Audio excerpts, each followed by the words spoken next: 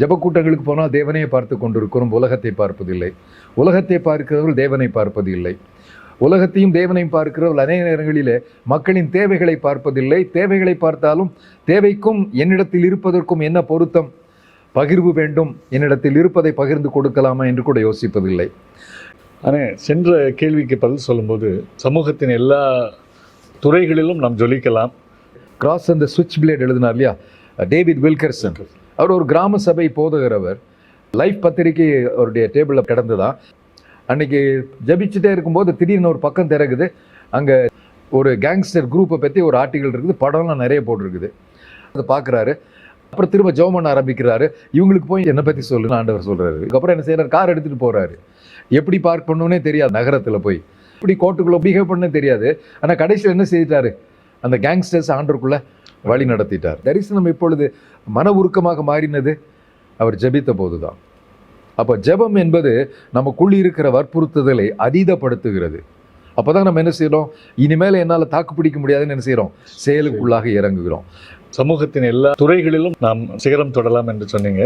ஒருவேளை அந்த ஒரு எண்ணம் குறைந்து போனதுனாலையோ அப்படின்னு யோசிக்கிறேன். சமூக அக்கறையும் கிறிஸ்தவர்கள் மத்தியில் குறைந்து போனது போல் தெரியுது. ஒரு காலத்தில் பள்ளிகள், மருத்துவமனைகள் அப்படி நிறுவனாங்க. அதை தவிர சமூக குறைகள், தீண்டாமை, உடன்கட்டை ஏறுதல் அப்படி போட்ட தீங்குகளுக்கு எதிராக செயல்பட்டாங்க.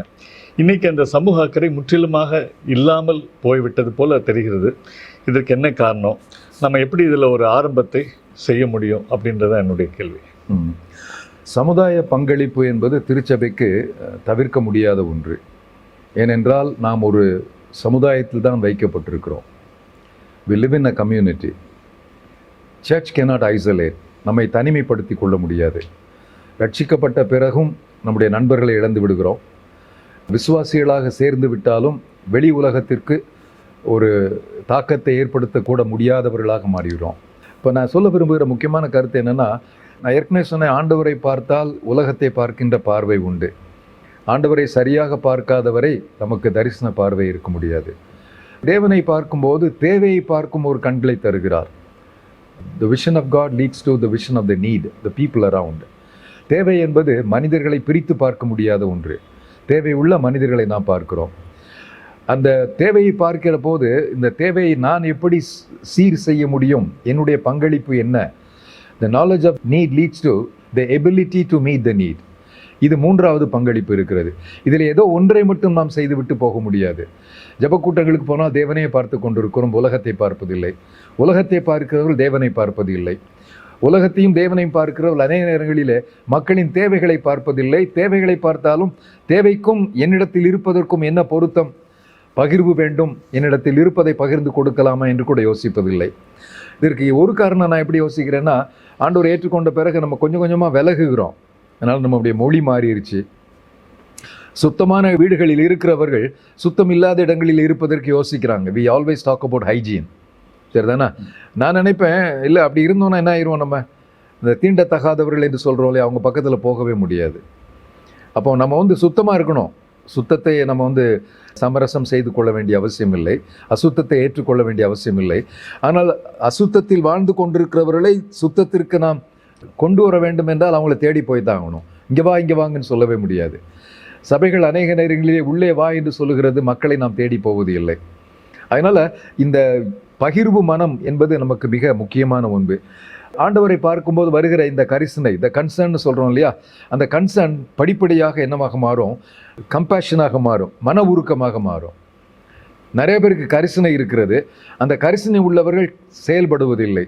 ஆனால் கரிசனை மன உருக்கமாகும் போது அது ஒரு வற்புறுத்துதலோடு வெளிப்படுகிறது. இது பார்த்துட்டே இருந்தால் போதாது, நான் ஏதாவது செய்யணும். பெரிய காரியம் செய்யணும்னு அவசியம் இல்லை. ஒருத்தனுக்கு வீடு இல்லைன்றதுக்காக நான் ஒரு பெரிய வீடு கட்டி கொடுக்கணும்னு அவசியம் இல்லை. அவனுக்கு அன்றைக்கு ராத்திரி தங்கிறதுக்கு ஒரு இடம் கொடுப்பதே ஒரு சின்ன உதவி தான். நான் என்ன செய்ய முடியும், இருப்பதில் நான் என்ன பகிர்ந்து கொடுக்க முடியும் என்பதை யோசிப்பது மிக முக்கியமானது. நிறைய பேர் கரிசனையே இல்லை. அதாவது இன்வர்ட் லுக்கிங் சொல்கிறோம் இல்லையா, தங்களையே பார்த்து கொண்டிருக்கிறவர்கள் மற்றவர்களை பார்ப்பதே இல்லை. நான் எனது என்ற அந்த பர்சனல் ப்ரொனவுனே யூஸ் பண்ணிட்டு இருப்பாங்க. அவங்களுக்கு வெளி உலக பார்வை இல்லை. ஆகையினால் அவர்கள் மத்தியில் அக்கறை பஞ்சனம் இருப்பது யதார்த்தம். அவங்ககிட்ட போய் அக்கறையோடு இருங்கன்னு சொல்ல முடியாது. ஆனால் ஆண்டவருடைய பார்வையோடு உலகத்தை பார்த்து விட்டு அந்த கரிசனையோடு அமர்ந்து விட முடியாது. நான் அறிய கரிசனைகள் எப்பொழுது மன உருக்கமாக மாறும் என்றால் நான் ஜெபிக்கிற போது. அது மிக முக்கியமான ஒரு காரியம். எனக்கு நல்லா ஞாபகம் இருக்குது, கிராஸ் அந்த சுவிட்ச் பிளேட் எழுதினார் இல்லையா, டேவிட் வில்கர்சன். அவர் ஒரு கிராம சபை போதகரவர். லைஃப் பத்திரிக்கை அவருடைய டேபிளில் கிடந்துதான். இவர் நடந்துகிட்டே தான் ஜெபிப்பாலாம். அன்னைக்கு ஜபிச்சுட்டே இருக்கும்போது திடீர்னு ஒரு பக்கம் திறகுது. அங்கே ஒரு கேங்ஸ்டர் நிக்கி க்ரூஸ் குரூப்பை பற்றி ஒரு ஆர்டிகல் இருக்குது, படம்லாம் நிறைய போட்டிருக்குது. அதை பார்த்து ஒரு கவரப்படுறாரு, அதை பார்க்குறாரு. அப்புறம் திரும்ப ஜெபம் பண்ண ஆரம்பிக்கிறாரு. இவங்களுக்கு போய் நீ ஆண்டவர் பற்றி சொல்லுன்னு ஆண்டவர் சொல்கிறாரு, என்னை பற்றி சொல்லுன்றாரு அவர். அப்போ ஜெபிக்கிறார், அந்த தேவையை அறிந்து கொள்கிறார், மீண்டும் ஜெபிக்கிறாரு. நீ ஏன் சொல்லக்கூடாதுன்னு ஆண்டு சொல்றாரு. தேவையை அறிந்து கொண்டார், நீதான் அந்த தேவைக்கு நிவாரணம் என்று ஆண்டு சொன்னதுக்கப்புறம் என்ன செய்யறாரு, கார் எடுத்துகிட்டு போகிறாரு. எப்படி பார்க் பண்ணணுன்னே தெரியாது, அர்பனில் போய் ஒரு நகரத்தில் போய். அப்புறம் போய் எப்படி கோர்ட்டுக்குள்ளே போகணும், என்ன பிஹேவ் பண்ண தெரியாது. ஆனால் கடைசியில் என்ன செய்துட்டாரு, அந்த கேங்ஸ்டர்ஸ் ஆண்டருக்குள்ளே வழி நடத்திட்டார். தரிசனம் இப்பொழுது மன உருக்கமாக மாறினது அவர் ஜெபித்த போது தான். அப்போ ஜெபம் என்பது நமக்குள் இருக்கிற வற்புறுத்துதலை அதீதப்படுத்துகிறது. அப்போ தான் நம்ம என்ன செய்கிறோம், இனிமேல் என்னால் தாக்கு பிடிக்க முடியாதுன்னு என்ன செய்கிறோம், செயலுக்குள்ளாக இறங்குகிறோம். நம்முடைய சபைகளில் இப்படிப்பட்ட ஒரு உணர்வை ஏற்படுத்த வேண்டும். நமது கூட்டங்களில் இப்படிப்பட்ட ஒரு வற்புறுத்துதலை ஏற்படுத்த வேண்டும். அது ஒரு மிஷினரி கூட்டமாக இருந்தாலும் சரி, சமுதாய விழிப்புணர்வு கூட்டமாக இருந்தாலும் சரி, இந்த விளிம்பு நிலையில் இருக்கிற மக்கள் மீது ஒரு அக்கறையை தூண்டுகிற அளவுக்கு, செயல்பட வைக்கிற அளவுக்கு நம்மை தூண்டலைன்னா நம்முடைய முயற்சிகளில் நம்ம சேதப்பட்டு போய்விடுவோம். சின்ன அளவில் அதை செய்ய துவக்கலாம். ஒரு உதாரணம் எனக்கு உடனடியாக ஞாபகம் வருது. ஒருத்தன் ஸ்கூலுக்கு போகும்போதெல்லாம் சாப்பாடு கொண்டு போக மாட்டான், ரொம்ப ஏழை பையன். அந்த லஞ்ச் பிரேக்கில் என்ன பண்ணுவான்னா, டெஸ்கில் அப்படியே படுத்துக்குவானா. வயிறு பசிக்குமா, அவன் என்ன பண்ணன்னு தெரியாமல் கண்ணை மூடிட்டு இருப்பான். மற்றவங்களாம் என்ன செய்வாங்களாம், நல்லா விளையாடிட்டு சாப்பிட்டுட்டு இருப்பாங்களாம். சாப்பிடும்போது டிஃபன் கேரியர்லேருந்து மனம் வரும் பார்த்தீங்களா, அது வேறு என்ன செய்யுமா, அவனை கொலை பசியை உண்டு பண்ணுமா.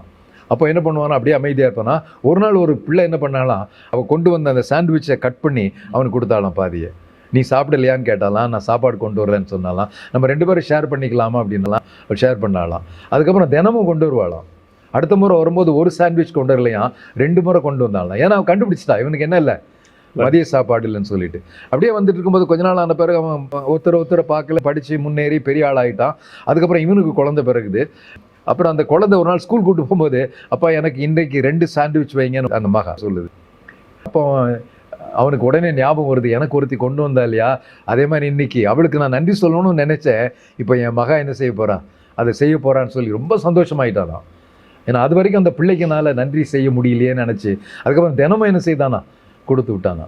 இந்த சின்ன ஆரம்பங்களை நம்முடைய பிள்ளைங்களிடத்திலே நம்ம துவக்கலாம், நாமும் செய்யலாம். கோடிக்கணக்கான பணத்தை அள்ளி தூவ வேண்டும் என்பதல்ல. ஒருவர் பார்க்கிறார், பார்க்கும்போது அவருக்கு அன்றைக்கு மத்தியானம் சாப்பிட்றதுக்குரிய காசு கொடுக்கணுமே தவிர ஏதோ ஒரு 10 ரூபா நோட்டை நம்ம கொடுக்க முடியாது. அதனால் அவனுடைய தேவையை அறிந்து நாம் கொடுப்பது, உதவி செய்வது மிக முக்கியமான ஒரு விஷயம். அப்போ கொடுப்பதில் நாம் பணக்காரராக மாற வேண்டும். கொடுப்பதில் நமக்கு உதாரணமே கர்த்தராகிய இயேசு கிறிஸ்து. அவரை முன்னால் வச்சுட்டோம்னா அவரை நம்ம யாரும் ஜெயிக்கவே முடியாது. You cannot outdo God. இதை நம்ம செய்ய துவங்கணும். கடைசியாக நான் சொல்ல வேண்டியது என்னென்னா, தனிநபராக செய்ய வேண்டியது, சபையாக செய்ய வேண்டியது, குடும்பமாக செய்ய வேண்டிய காரியங்களை செய்யலாம். ஒரு காலத்துலேயும் இந்த கொடுப்பதை மற்றவர்கள் செய்ய மாட்டார்கள் நினைத்து கொண்டிருந்தோம். சமீப நாட்களாக நான் பார்க்கிறது எனக்கு ரொம்ப மலைப்பூட்டுவதாக இருக்கிறது. நான் ஆசிரியையாக சேர்ந்தேன். என் முதல் சம்பளத்தில் 120 பிள்ளைகளுக்கு அவங்களுடைய பேக் வாங்கி கொடுத்துருக்குறேன் அப்படின்னு சொல்கிறாங்க.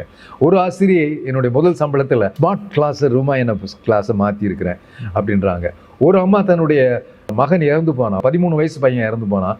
ரொம்ப அழுதுகிட்டே இருந்தாங்களாம். அப்புறம் திடீர்னு ஒரு நாள் முடிவு வந்தாங்களாம், என் பிள்ளைங்க மாதிரி இருக்கிறவங்களுக்கு நான் 100 பேருக்கு என்ன செய்ய போகிறேன், வகுப்பு நடத்த போகிறேன்னு சொல்லிட்டு என்ன பண்ணாங்களாம், அந்த பிள்ளைகளுடைய முகத்தை பார்க்கும்போது என்னுடைய மகனின் முகத்தை பார்க்குறேன். இதெல்லாம் சாதாரணமான ஜெஸ்டர்ஸ். சாஃப்ட்வேர் கம்பெனியில் வேலை பார்க்குறேன், நான் திரும்பி வரும்போது பார்க்குறேன், ரோட்டோரம் இருக்கிற பிள்ளைங்க, இவங்க ஃபீஸ் கட்ட முடியாது, படிக்க முடியாது, நோட்டு புத்தகம் கிடையாது, இவங்க பிச்சை எடுத்து தான் பொழைச்சிட்டு இருக்காங்க.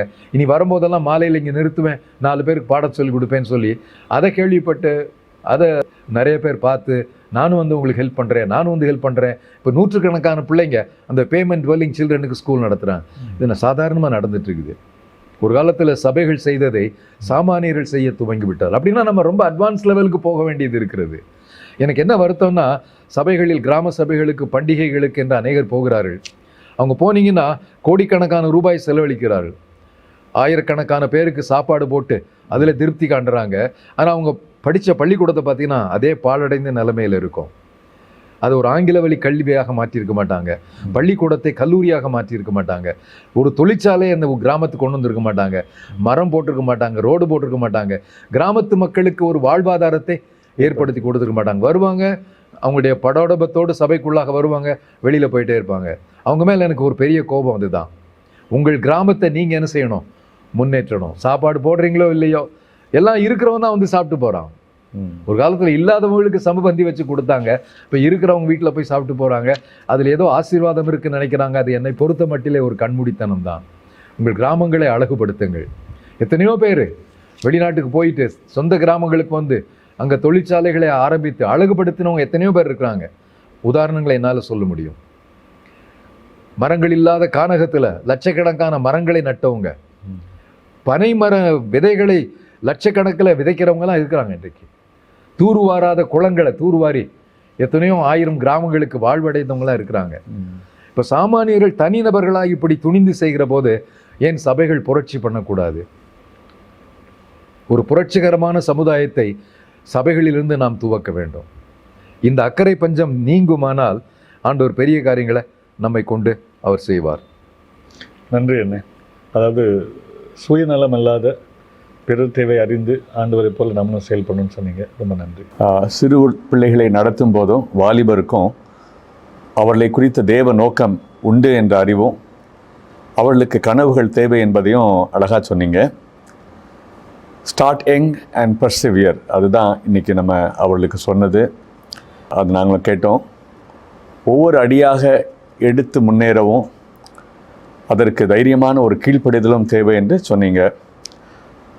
அதோடு கூட பொறுப்பான எல்லா துறைகளிலும் நம்மை கொண்டு ஆண்டவர் செய்ய நினைத்திருப்பதை நாம் செய்து நிறைவேற்றுவதற்கு ஒரு சுய கட்டுப்பாடு தேவை, நாம் அவருக்கு சொந்தம் என்ற அறிவு தேவை என்பதையும் சொன்னீங்க. முடிவாக இன்னைக்கு சமுதாயத்தில் அநேக காரியங்களை குறித்த கரிசனைகள் நமக்கு உண்டு. அவைகள் செயல் வடிவம் பெறணும் அப்படின்னு சொன்னால் அதை தேவ சமூகத்தில் ஜெபமாக ஏறெடுத்து தேவ பலனை பெற்று நிறைவேற்றணும் என்று சொன்னீங்க. ரொம்ப நன்றி அண்ணே. அழகாக நேரம் எடுத்து முக்கியமான கருகலான சில காரியங்களை நாங்கள் கேட்கவும் அதற்கு பதிலை நீங்கள் எங்களுக்கு கொண்டு வரவும் நீங்கள் இங்கே வந்ததுக்கு ரொம்ப நன்றி. புதிய விடியல் என்ற இந்த நேர்காணலை மீண்டும் உங்களுக்கு கொண்டு வருவோம். நன்றி. தேவாவியால் தூண்டப்பட்டவர் அனலான மக்கள், மீட்பர் இயேசுவின் சிநேகமானவர் அனலான மக்கள், தேவ கட்டளை கீழ்ப்படிந்தவர் அனலான மக்கள், வானளாவிய காட்சி பெற்றவர் அனலான மக்கள். அபாகா, அபாகா, அபாகா.